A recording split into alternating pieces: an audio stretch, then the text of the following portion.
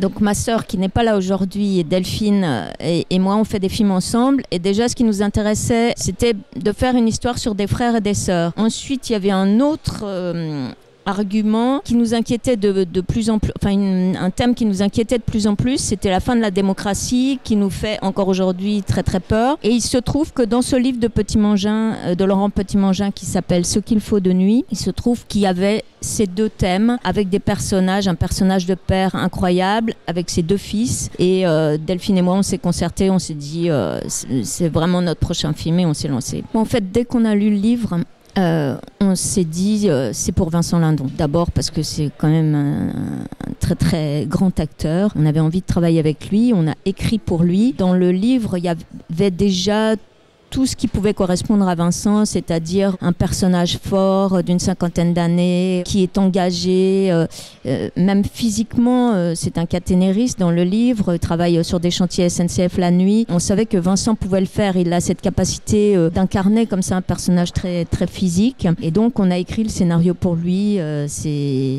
c'était vraiment, on a écrit les scènes pour lui, c'était vraiment un bonheur. Et ensuite, on a travaillé avec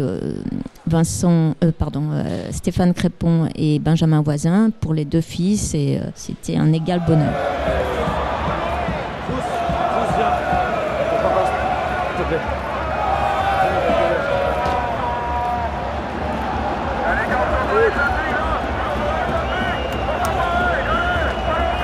Delphine et moi, comme on est sœurs, on sait qu'il y a des petits gestes, des regards entre frères et sœurs ou frères et frères, qui sont naturels, qu'on n'a pas besoin, qu'on n'aura pas besoin d'aller chercher chez des acteurs, même si les acteurs peuvent faire ça. Mais quand on l'a spontanément, évidemment, on gagne un temps, on gagne en finesse, etc. Donc on a vu beaucoup de couples de vrais frères dans la vie. Et puis un jour, on nous a dit que Stéphane Crépon et Benjamin Voisin avaient été colocataires pendant de nombreuses années. Et donc on s'est dit, mais en fait, c'est intéressant parce que ces petits gestes-là du quotidien, ces regards, cette proximité, on pourrait l'avoir. Et là, ils ont débarqué les deux au casting. Ils ont fait un casting extraordinaire dont on se souviendra tout le temps. Ça parlait de chaussettes, principalement.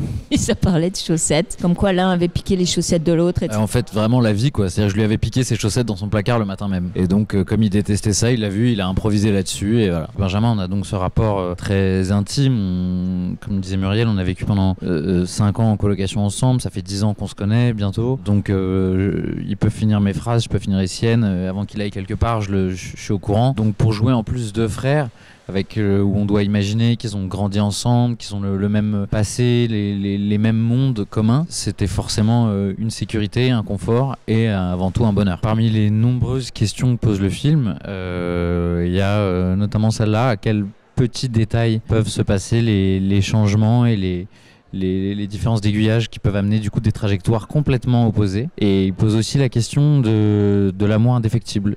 Jusqu'à quel point on peut aimer, qu'est-ce qu'on peut pardonner, qu'est-ce qu'on peut accepter chez l'autre, même quand on ne reconnaît plus l'autre, quelqu'un qu'on croit avoir toujours connu. Et qu'est-ce qui va rester de ça? Qu'est-ce qui va rester justement de cet amour? Moi, c'est une des choses qui m'a beaucoup parlé et intéressé, intrigué quand j'ai lu le scénario. Il y a évidemment la question politique qui est posée dans le film, mais c'est surtout cette relation d'amour entre ces trois hommes, entre ce père et ses deux fils, ses deux frères. Qu'est-ce qui se joue entre eux? Comment est-ce qu'ils se parlent? Comment est-ce qu'ils se regardent? Quels sont leurs rapports? C'est sûr qu'il y a une forme de virilisme chez beaucoup de politiques d'extrême droite. Ça, on ne peut pas le nier. Il y a une place qui est réservée à la femme qui est plus traditionnelle, disons. Enfin, je parle pour la majorité d'entre eux. On peut le voir en Italie, on peut le voir aux États-Unis, on peut peut-être à moindre mesure, mais quand même le voir en France. Et donc, ça nous intéressait d'aller sur ce terrain-là. On le voit, le foot, le MMA, ce sont des terrains intégralement masculins, ou presque.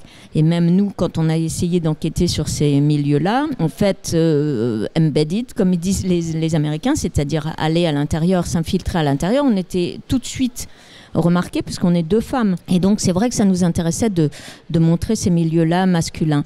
Viens ici quand je te parle! Mais fais-moi confiance, pas! C'est pas ce que tu crois! Je crois rien, moi, je constate. Je crois rien. Bah c'est ça, tu vois le problème. Tu crois en rien.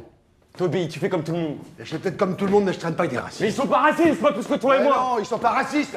Ils sont juste contre les immigrés, mais à part ça, ils sont pas racistes!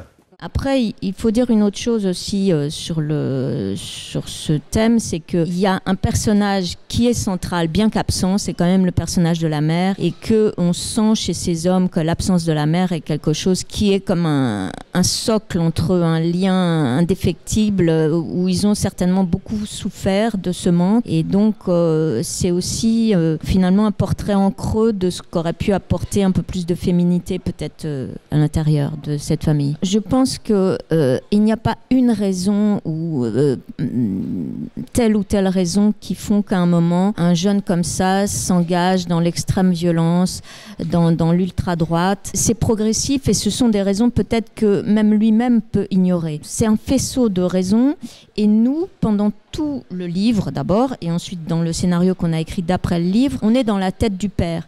Et le père ne comprend pas tout parce que s'il comprenait tout, ce serait simple. Il lui expliquerait, il se battrait, il se parlerait plus, mais en tous les cas, il y aurait quelque chose qui serait il y a une raison, je vais t'expliquer et maintenant on met tout sur la table. Mais en fait, c'est beaucoup plus complexe que ça, c'est un faisceau de raisons et nous, c'est ça qui nous intéresse dans le film. Qu'est-ce que ça pourrait être qui a fait que ce fils devienne comme ça? Il y a eu beaucoup d'autres, enfin beaucoup non, il y a eu très peu de films sur l'extrémisme politique de jeunes personnages et quand c'est manichéen, je trouve que les films ratent leur coup.